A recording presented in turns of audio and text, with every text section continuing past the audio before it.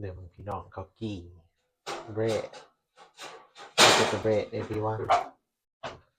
เดี๋ยวพี่น้องแล้วสิกินให้เจ้าเบิ่งโทรศัพท์ก็ยังมานี่มาก่อนนิดหน่อยต่อไปจะเอาตัวกระโตกข่อยอีก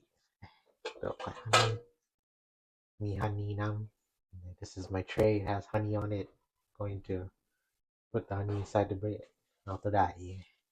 เอาตัวน้อยโอ้หอมพี่น้อง maybe ให้อีกให้ตัดหนอนมันหอม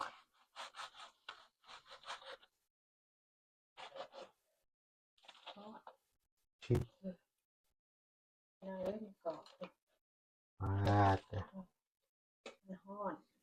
ฮ้อนนี่น้องหอยก็จะหาปีกแล้ว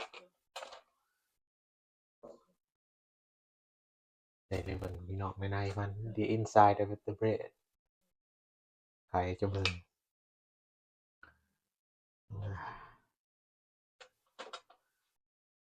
ลิซ่าใส่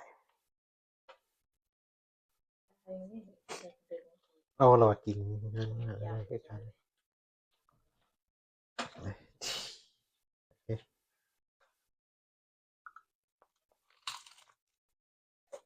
ก็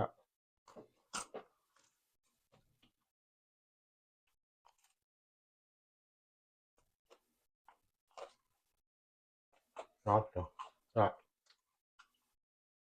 เอาฮันนี่ใส่ก็กิน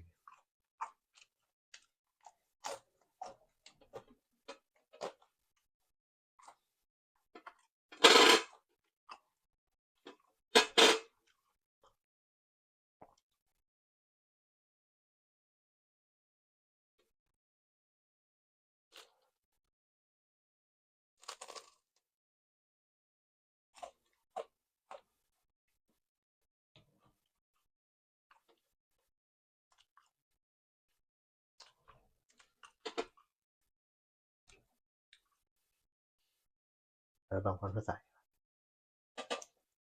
อันนี้ได้มาจาก Sweet My Face พี่น้องแต่ว่าแซ่บอะไรมาจาก Sweet My Face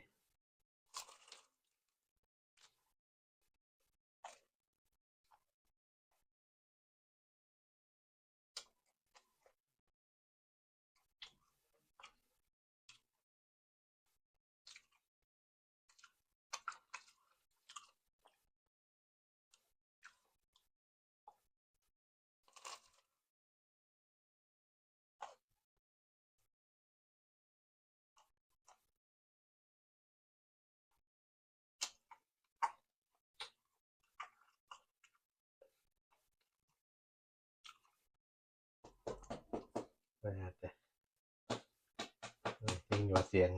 กาแฟตามกัน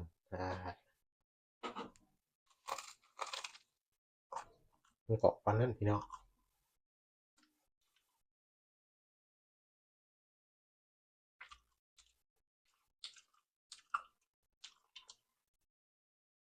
พี่น้องขอบใจทุกคนมาติดตามมาเบิ่ง Thank you to everyone watch our channel today we appreciate you very much โอเคขอบใจคนมาติดตามมาเบิ่งเด้อโอเคบ๊ายบาย